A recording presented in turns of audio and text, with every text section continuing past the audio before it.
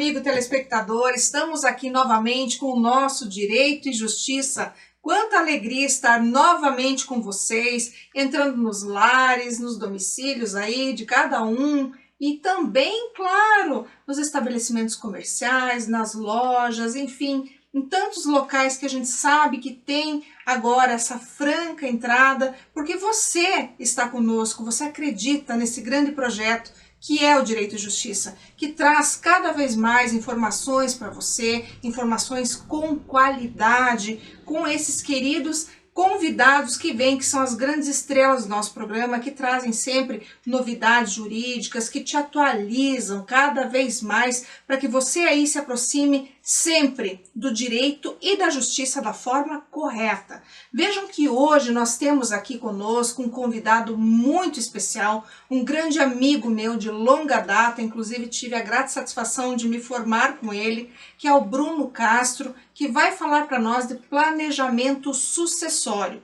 Além dele, nós teremos também a coluna do Ney Daniel, que nos atualiza semanalmente das notícias, das novidades, da jurisprudência, legislação, tudo aquilo que acontece de mais importante durante a semana para que você possa, então, ter a esse acesso e também, claro, saber que você tem um direito específico aí a ser protegido.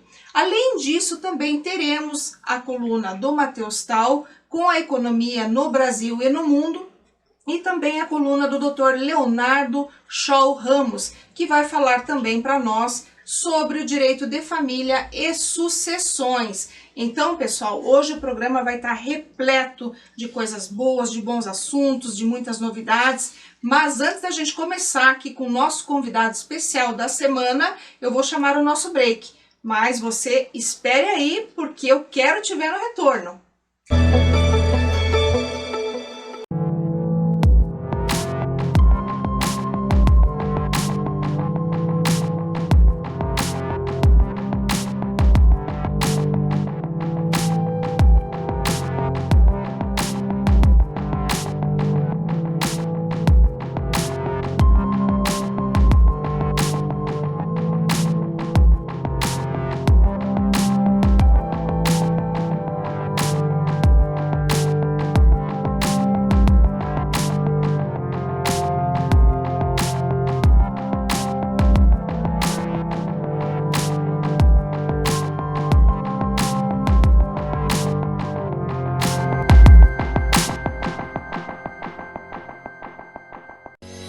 A Domínio Legal Soluções Imobiliárias é uma empresa que possui como objetivo social a gestão imobiliária, no que se inclui a regularização de imóveis. A Domínio Legal Soluções Imobiliárias trata da particularidade de cada cidadão, dentro das necessidades sociais dos moradores das regiões afetadas pela irregularidade imobiliária. Domínio Legal Soluções Imobiliárias. Olá, caro amigo, voltamos então aqui com o nosso primeiro bloco, como eu prometi para vocês. Então estou hoje com o meu querido amigo aqui, Dr. Bruno Castro. Bruno, meu querido amigo, seja muito bem-vindo no Direito e Justiça. Obrigado Débora, obrigado pelo convite, boa noite telespectadores. É um prazer estar aqui e ter essa conversa com todos vocês hoje sobre um assunto que é o meu dia a dia, então é um assunto que me apetece muito, me deixa muito feliz de estar aqui compartilhando um pouquinho de conhecimento e, na verdade, trocando ideias, né? Isso, com certeza. E como eu disse a vocês no início, nós vamos falar aqui, na verdade, o Bruno, de planejamento sucessório. Então, assim, um assunto muito interessante e, claro, né, você aí vai ficar cada vez mais informado, especialmente porque a gente tem aquela concepção de que para poder fazer uma divisão, uma partilha, né, Bruno, só cabe o inventário, né? E hoje você vai desmistificar esse assunto aqui para nós, contando um pouco disso tudo que você faz de maneira tão brilhante no teu dia a dia. Mas assim, antes de você começar, eu preciso falar um pouquinho quem você é. Porque assim, não é porque ele é meu amigo, né, que eu também, né, não posso elogiá-lo aqui, né, e falar um pouquinho do Bruno, porque o Bruno é uma pessoa excepcional, tanto como pessoa quanto como profissional. Eu tive a grata satisfação de estudar com o Bruno, nos formamos juntos no Unicuritiba, né, Faculdade de Direito de Curitiba. Quando eu tive a oportunidade de dali, né, desenvolver vários assuntos, conversas com o Bruno, Posteriormente, trabalhamos juntos também e hoje o Bruno segue uma brilhante carreira num grande escritório, renomado, reconhecido, respeitado aqui em Curitiba, que também tem os seus reflexos no país inteiro pelo trabalho de excelência que faz. E o Bruno, a formação dele, então, como eu falei para vocês, ele é formado aí pelo Unicuritiba já há muitos anos, né? Mestre em Direito também, atua na gestão de patrimônio de famílias empresárias há mais de 10 anos, especializado em gestão do patrimônio, Wealth Management. Bruno também presta assessoria na realização de investimentos no Brasil e no exterior, auxiliando inclusive na constituição de estruturas como administradoras de bens, holdings, private investments companies e fundos e trusts. Além disso, também ele atua no direito empresarial, assessora clientes em assuntos de variada complexidade, incluindo a estruturação jurídica de empresas, grupos econômicos no Brasil e no exterior, prestando consultoria e modelagem de novos negócios e em reorganizações societárias. Também possui expertise na estruturação de acordos societários e nas situações de conflito em assessorar também negociação e estruturação de soluções extrajudiciais. Como eu disse, né, Bruno, além de ser advogado, também está se graduando em ciências contábeis, né, e acaba aí tendo essa vasta experiência também atuando como membro de comissão de direito empresarial na Ordem dos Advogados do Brasil, seccional do Paraná, e também atua aí em grupos de estudo em análise econômica do direito da PUC Paraná, além de ser afiliado ao Society of Trust and Estate Practitioners. Isso. Também, então o Bruno, ele realmente aqui, eu falei um pouco do Bruno, mas não tudo, com certeza, porque a gente tem que selecionar, né, Bruno, aquilo que é mais importante, né, porque o teu currículo é super vasto, então, assim, para o público saber, e como eu sempre friso aqui no programa, eu gosto, e isso me anima muito, fazer esse programa me anima, porque eu falo com pessoas de verdade, profissionais de verdade, de peso, que realmente fizeram da sua carreira, né, chegaram onde chegaram porque souberam transformar, souberam fazer a diferença na sociedade. E é isso que eu primo, profissional assim como o Bruno, que se estudou, se esmerou, construiu uma carreira sólida e hoje faz esse trabalho, que inclusive é super reconhecido. E eu tenho orgulho porque eu conheci o Bruno nos bancos acadêmicos e hoje vejo o desenvolvimento dele aqui, né, como grande profissional que é. Então, Bruno, gratidão mais uma vez por você estar aqui, meu amigo. E assim, quero muito que você fale para o nosso querido público que com certeza vai aprender muito com você hoje aqui. Que isso, obrigado. Para mim é um prazer estar aqui, voltar a gente se encontrar, né? Como você falou, dos tempos de faculdade, de escritório juntos e depois um longo tempo aí distantes, ainda que comunicações esporádicas, né? Mas finalmente deu certo, né? Esse encontro, fico muito feliz de estar aqui e acho que a ideia principal, né? Você trouxe a ideia do inventário. E quando a gente fala de inventário, a gente começa a tocar em assuntos delicados, né? Então, o inventário ele remete ao quê? A uma sucessão, né? A sucessão é um evento de morte. Então, naturalmente, é um tema delicado para você tocar dentro de qualquer situação de família, né? Não é algo que você, num jantar de família, levanta a mão e fala, olha, eu queria falar sobre minha sucessão. Não é tão simples assim, né? Mas justamente nesse sentido de querer deixar esse assunto um pouco mais leve, mais suave de acontecer, é como surgiu um pouco do nosso escritório, né? A gente atua hoje, que a gente se autodenomina, né? E os clientes também denominam a gente assim, como gestão jurídica de patrimônio, né? E o que significa fazer uma gestão jurídica do patrimônio? A gente gosta de falar que tudo aquilo que o cliente, né, a família empresária, o empresário, a empresária que criou também um patrimônio ao longo de sua vida, ele tem que ter uma ajuda, né, jurídica para preservá-lo, né, para preservar esse patrimônio que ele criou e não ver esse patrimônio ser atacado, seja por uma atividade do comércio, uma atividade empresarial que ele pode ter, que tem todo o risco inerente à atividade que ele está exercendo, e também não ver perdido por disputas, sejam as familiares de sucessão, eventuais divórcios, que às vezes acontecem, né? Então, hoje dentro do escritório a gente acaba atuando com direito tributário, com direito empresarial e família e sucessões. E o família e sucessões eu brinco que é o famoso na alegria e na tristeza.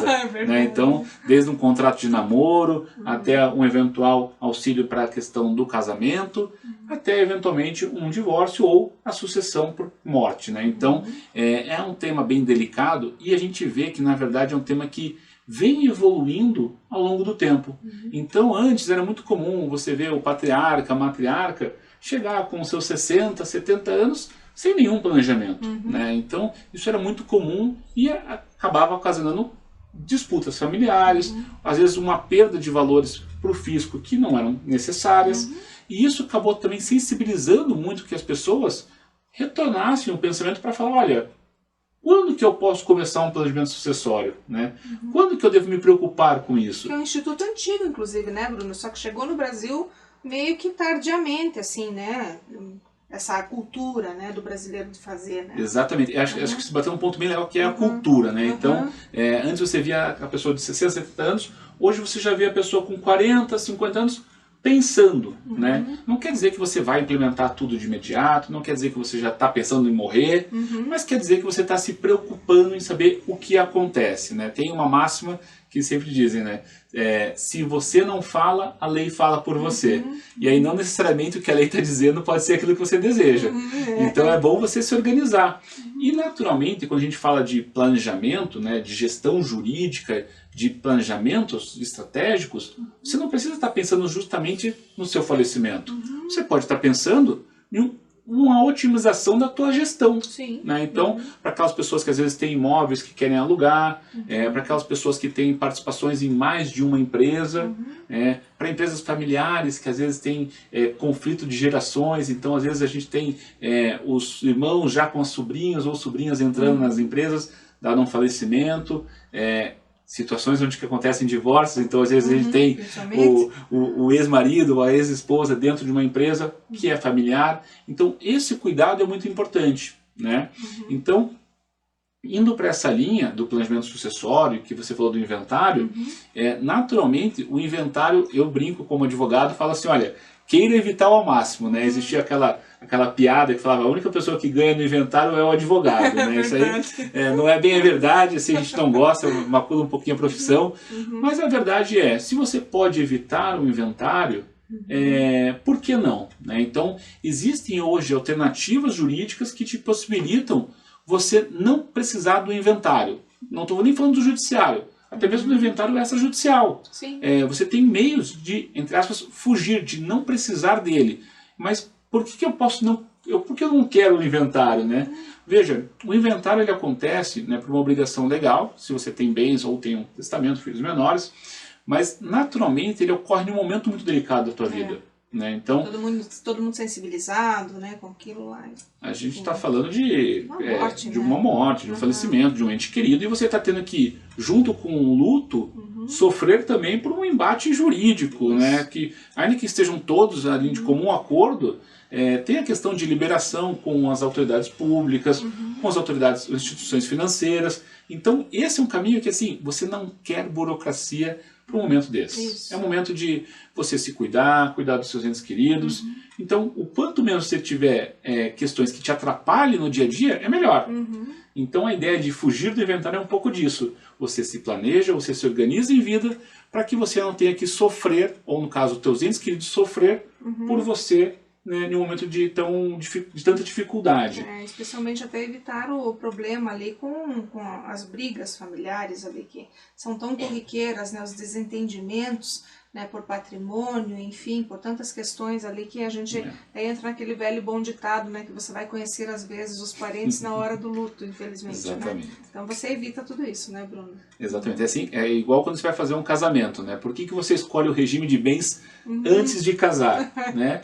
Porque na hora da briga, ninguém se ama mais, nem todos querendo o pior, entre aspas, do outro, ou pelo menos o melhor para si. Então, por isso que você escolhe o regime de casamento, né? Em eventual falecimento ou sucessão, antes. E nada mais certo do que você também pensar em uma sucessão sem um inventário, né? Sim. Evitar esse desgaste que às vezes Então, pode desnecessário, ser né? problemáticos, né? Exatamente, até porque se a gente pensar em custo, um inventário ele é muito mais oneroso do que formar, por exemplo, uma holding. Claro, a gente tem dentro do planejamento sucessório algumas questões ali que acho que é bem pertinente que você fale.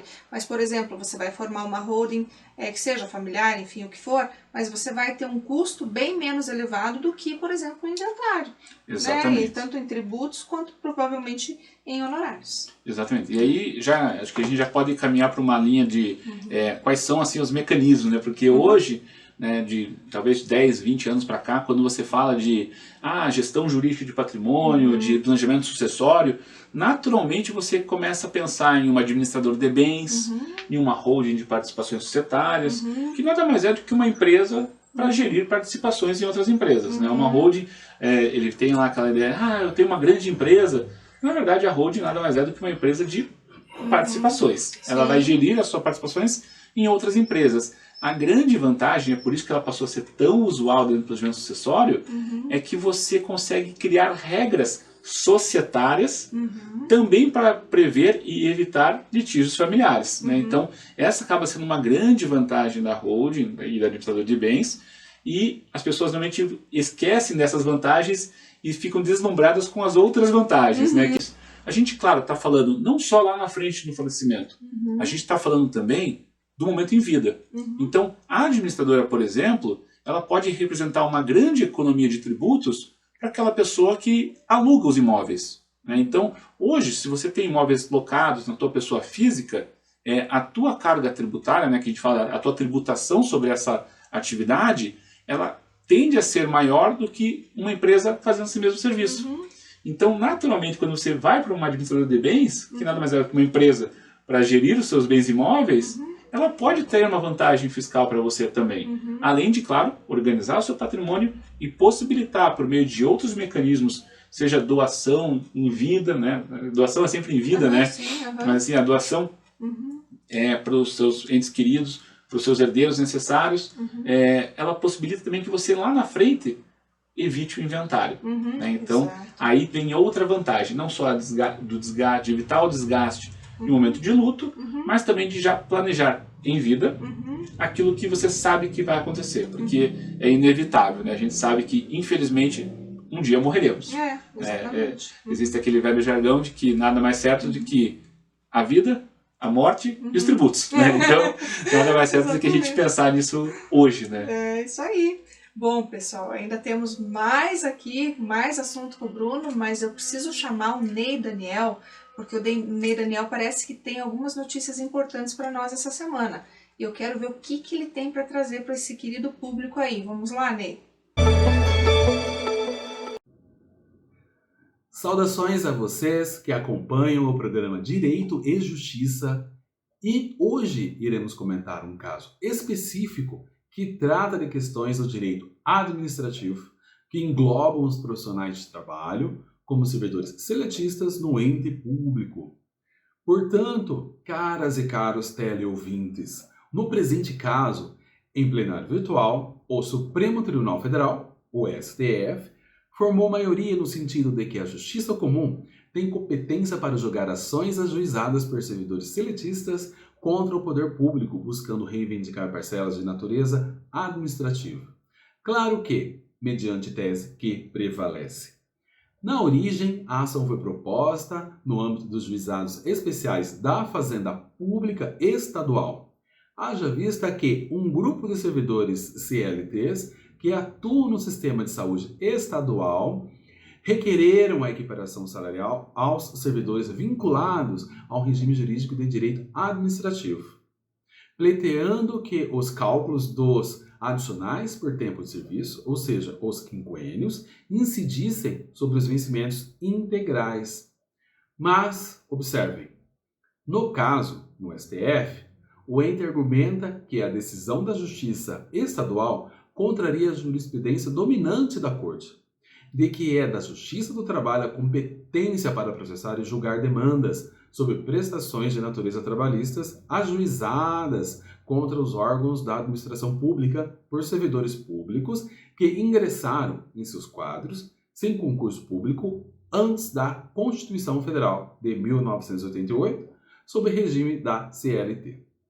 Pois muito bem, os ministros do Supremo Tribunal Federal, o STF, ficou vencido por entender que a competência é determinada pela natureza do vínculo existente entre as partes e não pelas vantagens pretendidas.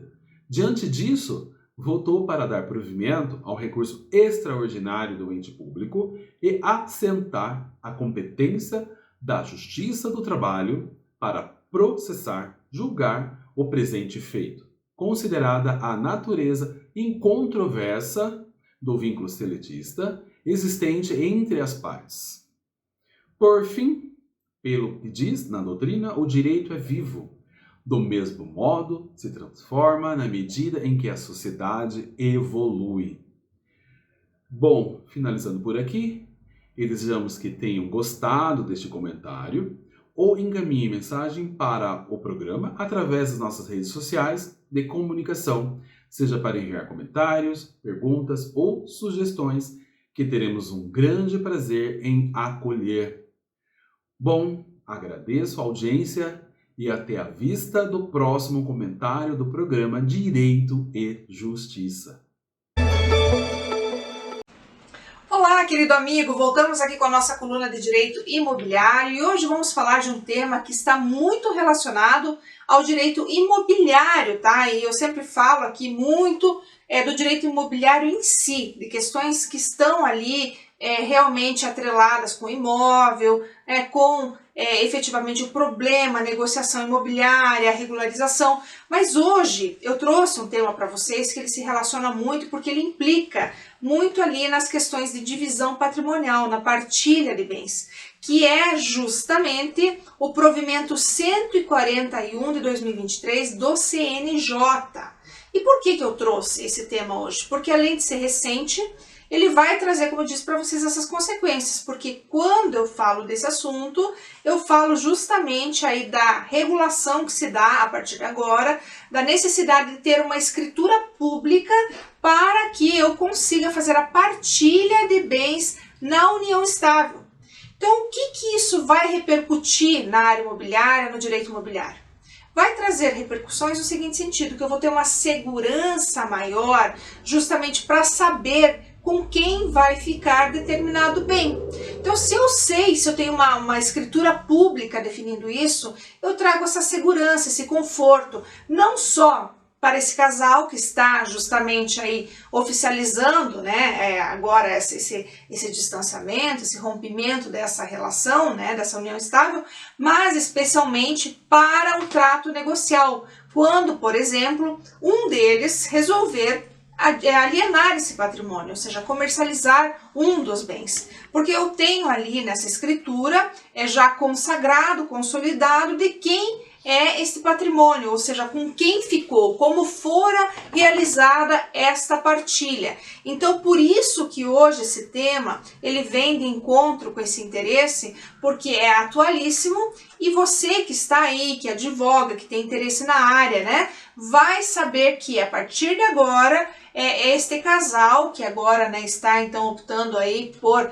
finalizar, né, essa união estável, obrigatoriamente, tendo adquirido bens durante esta união, terá que se utilizar da escritura pública para poder fazer esta partilha. Então agora, com este provimento, nós temos uma segurança maior, tanto para o casal, quanto para todos aqueles que estão envolvidos e que vão então celebrar negócios jurídicos com essas pessoas. Vejam que a união estável nada mais é do que aquela convivência, né, ao longo do tempo, que não necessariamente gerou ali o casamento, mas que pode ser inclusive ou ter aspectos ali do casamento aí em comunhão parcial de bens, por exemplo, porque é tudo aquilo que é construído durante essa união vai se comunicar. Daí porque vai ter a necessidade de que haja então essa divisão, essa partilha, que agora em razão deste provimento aqui do CNJ,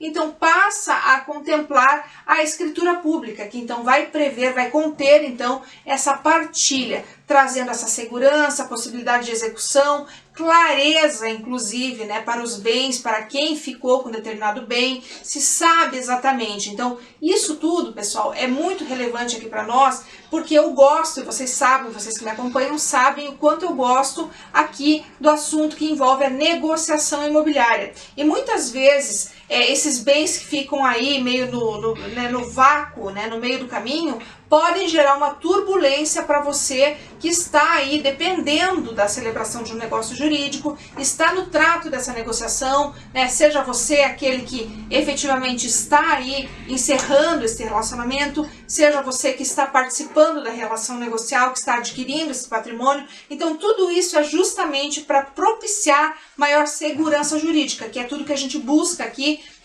especificamente quando a gente trata de questões envolvendo o imóvel, o direito imobiliário. Tá certo, pessoal? Então, considerando que era isso que eu tinha hoje para compartilhar com vocês aqui na nossa coluna, me despeço na certeza de que pude aproximá-los um pouco mais dos seus direitos dentro da área imobiliária. Um abraço e até a próxima!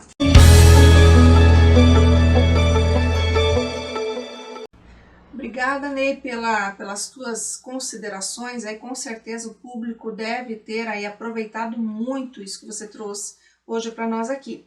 Mas agora eu volto então aqui com o Bruno para a gente continuar nesse assunto tão interessante que é o planejamento sucessório. Bruno, me diga uma coisa, uma dúvida aqui que com certeza deve ser não só a minha, mas também do nosso público. Quando a gente tem famílias, porque a gente sabe que hoje o mundo está muito globalizado, as pessoas viajam, os filhos estudam fora, aquisição muito grande de patrimônio fora do país, Portugal a gente vê uma ascensão inclusive nesse sentido, né? Como que funciona nesse caso aí esse instituto tão importante que é o planejamento sucessório? Nossa, pergunta excelente, Débora, obrigado. E é o que a gente estava falando um pouquinho lá atrás, né, no último bloco, mas fazer um planejamento é super importante. Né? E quando a gente fala de uma jurisdição, né, um país, já é um pouquinho complicado. Quando a gente começa a misturar 2, 3 países, no sentido de que as famílias, como você falou, estão cada vez mais globais, né? Então é natural hoje que os filhos, as filhas passem a estudar fora, às vezes vai para ficar um ano, acaba ficando 2, 3, 4, 5. Conheço essa história. Exatamente, as pessoas às vezes encontram o grande amor lá, acaba ficando por lá, ou às vezes até os pais, né, o pai, a mãe, vou tirar um ano sabático, vou morar fora. Tudo isso pode acontecer. E também a pessoa pode querer simplesmente pegar as malas e ir para fora do país, né, mudar de domicílio fiscal. Isso tem sido muito comum, cresceu muito nos últimos anos a saída, né, de membros familiares, das famílias completas para outros países, e isso é um motivo de, entre aspas, preocupação, e um dos motivos também para justificar o planejamento sucessório. Né? Então, em paralelo a isso, só um parênteses que acho que é importante fazer, também cresceu muito o investimento fora. Não quer dizer que normalmente o Bruno, a Débora vai morar fora, mas por um motivo de diversificação, fugir um pouco do que a gente fala assim, do risco Brasil, que é um país que hoje ainda tem uma moeda que oscila muito frente ao mercado internacional, seja ao euro, ao dólar, muitos investidores são levados a querer investir fora, o que gera também, o que você falou, um patrimônio no exterior. Né?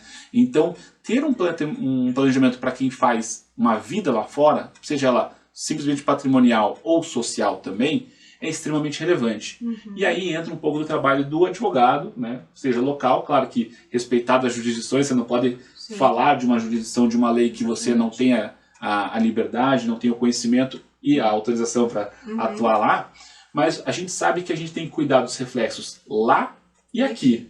Então, esse é um ponto importante porque há estruturas lá fora, seja em paraísos fiscais, seja nos Estados Unidos, na Europa, em Portugal, que é um reduto muito forte para os brasileiros, de você organizar também o seu patrimônio, mais ou menos o que a gente fala aqui de holdings e administradores de bens, e ter essa estrutura lá fora também. Isso acaba sendo uma parte importante de planejamento, porque você tem que se preocupar não só com a tua gestão de patrimônios e tributos aqui, mas lá fora também.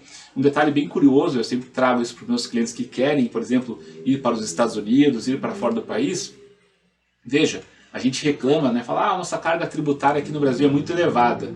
O imposto de sucessão no Brasil hoje, ele é limitado ao máximo de 8%. Né? Então, o ITCMD, né, Imposto de Transmissão, Causa-Morte e Doação, é um imposto que às vezes varia de sigla para estado para estado, de percentual. Né? Aqui no Paraná nós estamos com 4%, São Paulo 4%, Santa Catarina, Rio Grande do Sul, nós temos alíquotas progressivas que chegam até o máximo, que é 8%, e você pensa, nossa, é alto, né?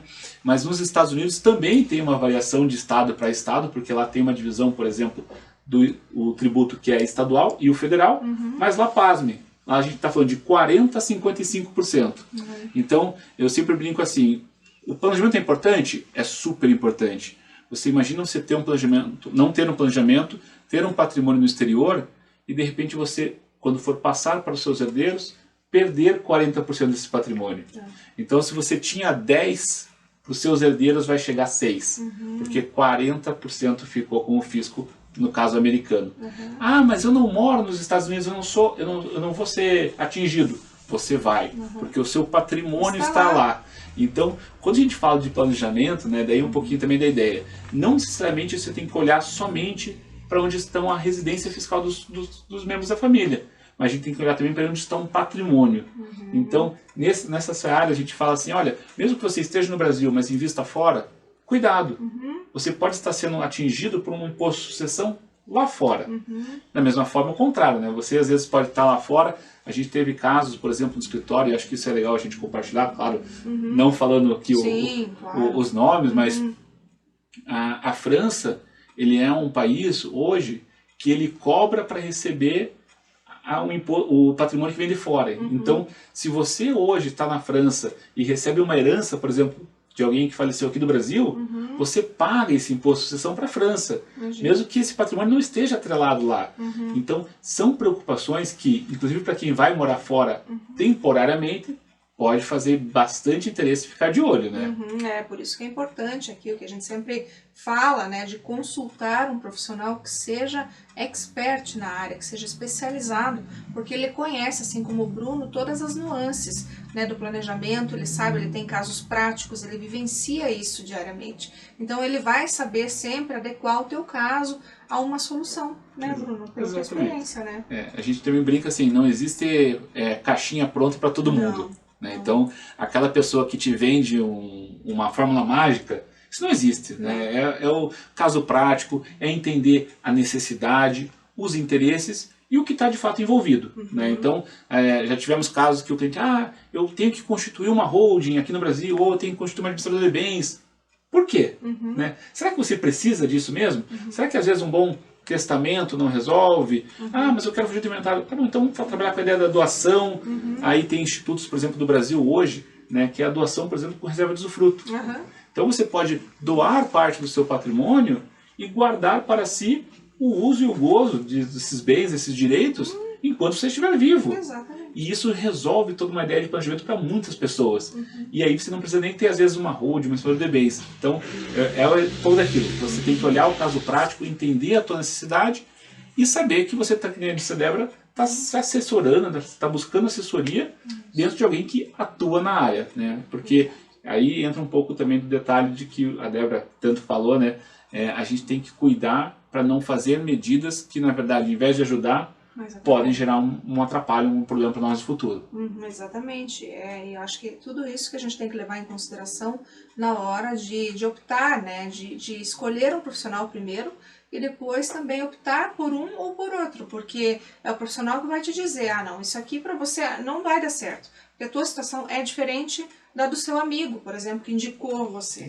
Né? Então, cada caso vai ser diferente um do outro, podem ter peculiaridades, né, similitudes, mas a questão não dá para julgar, né, o mesmo caso por outro, por exemplo. Então, ou uma situação por outra, melhor falando. Sempre temos que nos atentar e estar bem assessorados por bons profissionais. Bruno, mas assim, a gente ainda tem mais assunto, mas eu vou ter que chamar agora a coluna do Matheus Tal para ele falar da economia no Brasil e no mundo. E na sequência, eu já vou pedir para o Leonardo entrar também para falar do direito de família e sucessões, que inclusive também vai de encontro aqui com o nosso assunto, porque eles têm bastante novidade e claro que o público também sempre quer ouvi-los aí, porque acaba trazendo informações que vão de encontro para aquela necessidade que você tem aí no seu dia a dia. Então vamos lá, Matheus, e depois na sequência, Leonardo.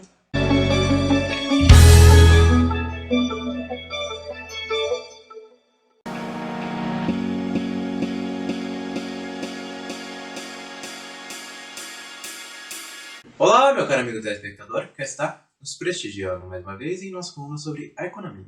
E hoje eu gostaria de tratar um pouquinho contigo a respeito da recente mudança anunciada pelo Ministério da Fazenda quanto ao funcionamento do regime de metas de inflação, que passará a funcionar a partir de 2025 como um regime de metas contínuas de inflação em oposição ao atual modelo que considera o ano calendário, isto é, uma meta que é fixada ali para um ano correspondente entre os meses de janeiro e dezembro. Desse modo, essa política acabaria considerando um horizonte muito mais amplo, à medida em que consideraria 12 meses a 24 meses como intervalo de tempo determinante, central, ou seja, considerando desde os 12 meses imediatamente anteriores, quanto os 12 meses subsequentes, acompanhando inclusive a discussão referente às defasagens da política monetária, ou seja, justamente no sentido de que existem defasagens no sentido dos efeitos da política monetária após ela ter sido determinada. Na medida em que a taxa de juros constitui justamente a variável determinante para a fixação da política de controle do nível de preço, é justamente se levar em consideração que as decisões de investimento fixadas pelos empresários acabam sendo determinadas, fixadas para um determinado período de tempo, de tal modo que alterações na taxa de juros acabam não impactando de imediato, automaticamente, as decisões de investimento dos empresários, de tal maneira que acabam existindo defasagens entre a política em si e os efeitos nesta política. Justamente por tal razão que tal mudança no formato do regime de meta de inflação é considerado muito bem-vindo tanto pelos Ministérios da Fazenda e do Planejamento, quanto pelo próprio Banco Central. O Banco Central, inclusive, que possui estudos justamente orientados à questão do uso da política monetária em últimos meses de um determinado ano calendário. Na medida em que, muitas vezes, a meta de inflação, a inflação acaba não convergindo para a meta, o Banco Central acaba sendo muitas vezes impelido a praticar mudanças bruscas na taxa de juros, justamente em sentido de conseguir atingir a meta naquele espaço de tempo em específico, gerando, de acordo com estudos da própria instituição, má alocação de recursos. Ou seja, essa fixação pelo ano calendário acaba gerando gargalos do ponto de vista da própria política, na medida em que induz mudanças muito bruscas na política monetária e que acaba repercutindo em efeitos bastante negativos do ponto de vista do funcionamento da economia, impactando desde o produto e o emprego, o nível de emprego da economia. Ou seja, trata-se de um tema bastante relevante e que acompanha justamente uma série de discussões bastante importantes quanto à fixação também do regime de metas de inflação, ou melhor, a fixação da meta de inflação, que foi também fixada pelo próprio Ministério, pelo Conselho Monetário Nacional, em 3% para os anos de 2024 e 2025. E a partir de 2025 passa a entrar em cena justamente o regime de metas contínuas de inflação.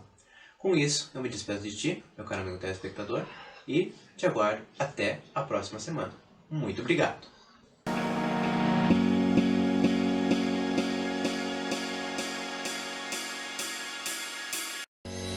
A Domínio Legal Soluções Imobiliárias é uma empresa que possui como objetivo social a gestão imobiliária, no que se inclui a regularização de imóveis. A Domínio Legal Soluções Imobiliárias trata da particularidade de cada cidadão, dentro das necessidades sociais dos moradores das regiões afetadas pela irregularidade imobiliária. Domínio Legal Soluções Imobiliárias.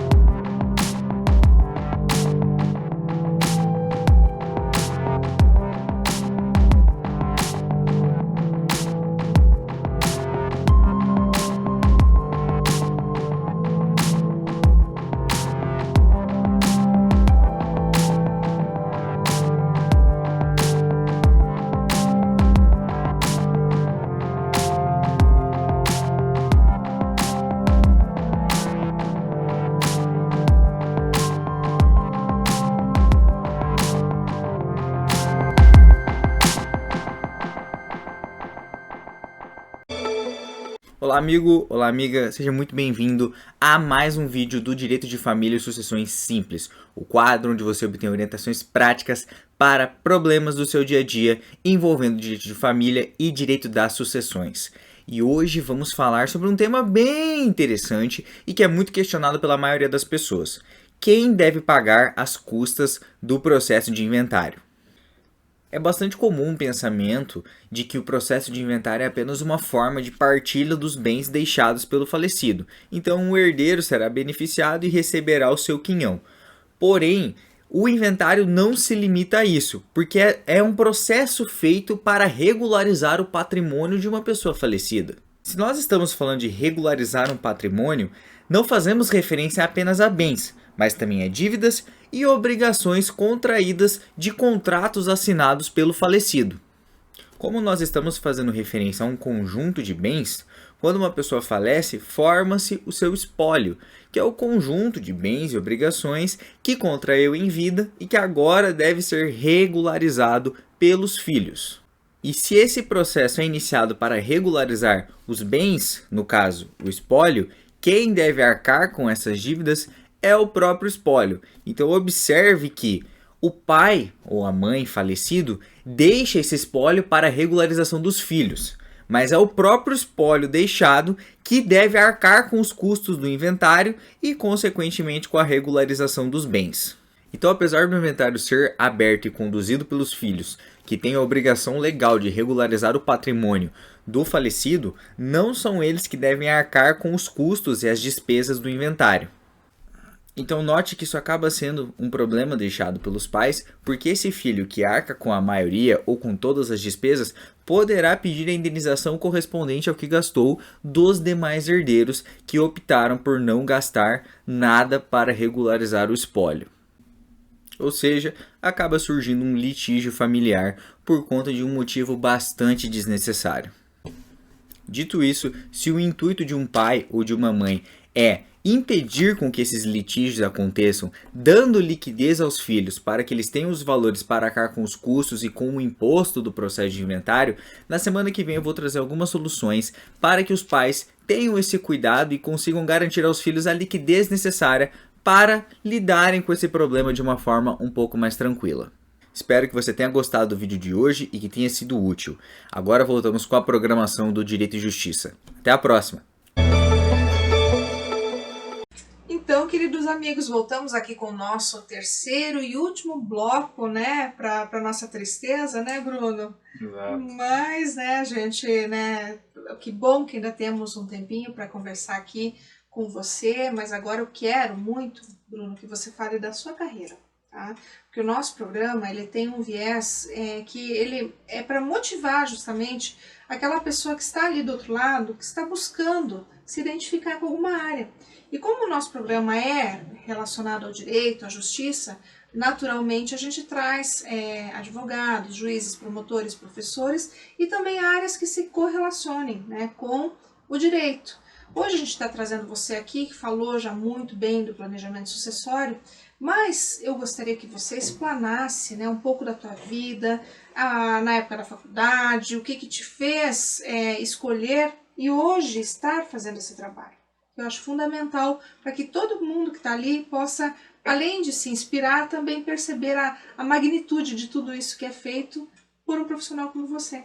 Legal, obrigado, Débora. Eu acho que ainda é uma história muito curta, né? Eu acho que ainda tem um caminho longo a trilhar, mas é legal compartilhar porque os colegas que a gente teve e tem ainda hoje, né, que seguiram caminhos muito relacionados a contencioso, a parte mais de processo civil, eu fujo um pouco dessa linha, né? Então acho que isso se tornou um pouquinho mais de tendência nos últimos anos, mas há 15 anos atrás você via poucos advogados que atuavam com consultivo, né? Então eu quando me formei, eu já atuava em um escritório dentro de uma área de planejamento tributário e societário, né? Eu escolhi ir para a área do consultivo, quando uma linha assim era mais, você vai fazer o quê? Você vai mexer com qual processo?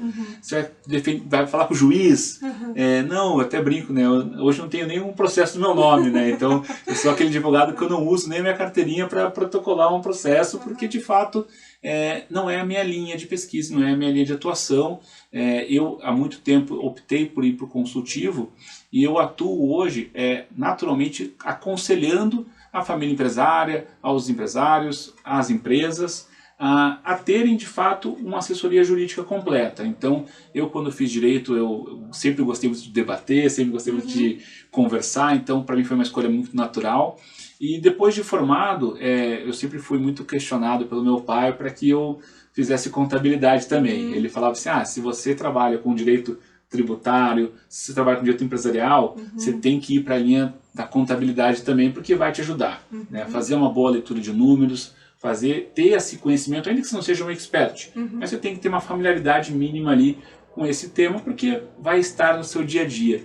Então, também estou finalizando agora, né, tenho ainda mais um tempinho para finalizar a faculdade de contábeis, mas estou seguindo esse caminho.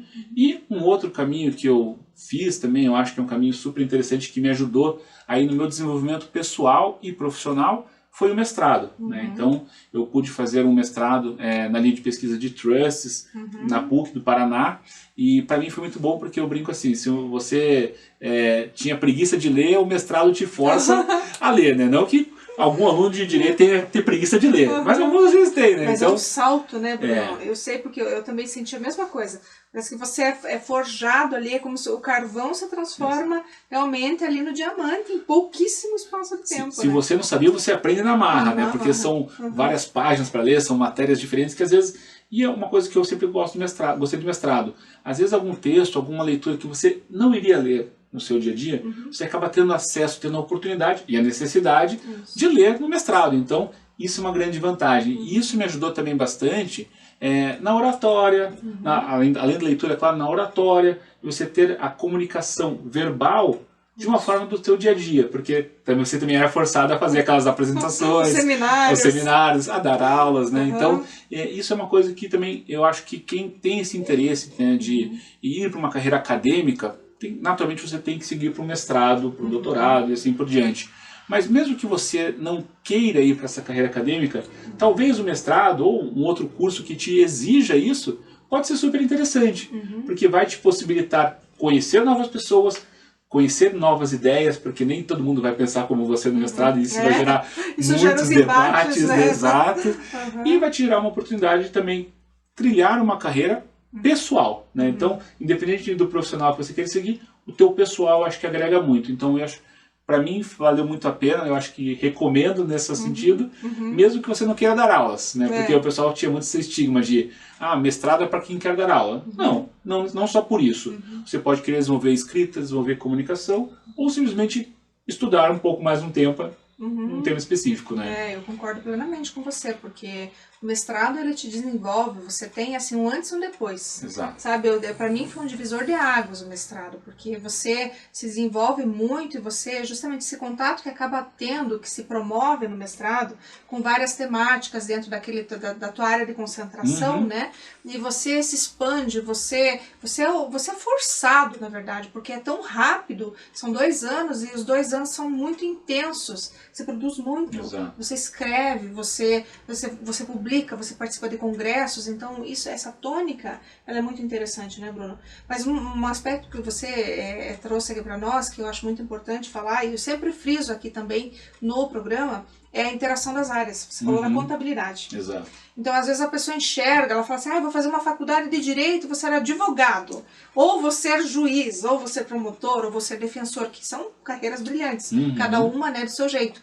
Mas vejam, gente, que aqui, quando você escolhe uma área dentro do direito ou da advocacia, você vai justamente ter essa conexão com outras. Em outros programas aqui, Bruno, a gente já falou muito assim de interação da engenharia, sabe, com o direito, né, com a consultoria, enfim. Isso é muito legal porque todo mundo consegue perceber que, ela pensa assim, puxa, eu fiz contábeis, mas eu não me encontrei na área. Exato. Mas, de repente, ela faz o direito e dentro do direito ela vai trabalhar com isso que você trabalha, planejamento. E daí, de repente, poxa, mas olha, a contabilidade está me ajudando nisso. Então, você veja a importância, né? E isso é muito interessante, né? E a gente discutia isso um pouco antes, entre os intervalos dos blocos, né? Às vezes a conexão diária ou uma aptidão que você tem fora da área do direito vai te possibilitar ter uma carreira brilhante no direito, né? Então, às vezes é aquele engenheiro que vem para a área de direito imobiliário, é aquele contador que vem para o direito tributário, é aquele, por exemplo, psicólogo que vem trabalhar com mediação, direito de família. E isso acaba sendo bastante interessante e eu vejo também bastante nessa linha, porque dentro da minha atuação eu atuo bastante com casas, né, que fazem a parte de assessoria financeira também. E você vê que às vezes o pessoal, assessoria financeira é formado em economia, formado às vezes em engenharia, né, porque trabalha muito bem com números. Então você vê que não necessariamente você tem que estar vinculado, atrelado a um curso para ter uma aptidão. Claro, às vezes o curso é o caminho necessário, como o direito é para você poder advogar. Mas não precisa ficar necessariamente preso, né? Hoje a gente tem muitas certificações também, muitas certificações que às vezes te possibilitam ter acesso a um conhecimento específico que você não precisa, às vezes, ter uma graduação específica numa área. Né? Eu, por exemplo, como consultor, eu estou associado ao STEP, faço vários cursos de certificações, que são, às vezes, internacionais, que às vezes ajudam.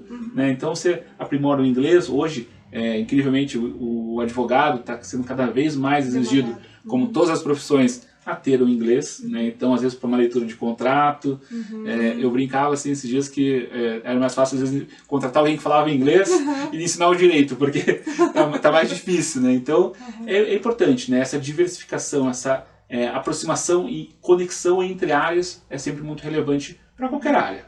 Exatamente. Eu acho que isso que é muito importante a gente frisar aqui. Então, você que está aí em casa, às vezes desanimado, fala, poxa, não estou usando, né? Fiz lá minha graduação, mas não era bem isso que eu queria. Então, gente, olha, se motivem, né? Porque nem sempre vai ser aquilo que você escolheu também no primeiro momento, mas isso pode vir a te auxiliar lá na frente, na escolha de uma outra profissão, né? Exato. De algo que você venha desenvolver com paixão, com sentimento, que a gente sempre fala, né? Acho que a motivação maior da gente, em tudo que a gente fizer, é a paixão. Se você gosta daquilo que você faz, isso é o que vai te mover, isso vai te trazer o sucesso, de forma inequívoca. Sabe que tudo que for bem feito, realmente vai repercutir. Eu sempre falo aqui muito de lei de causa e efeito, sabe?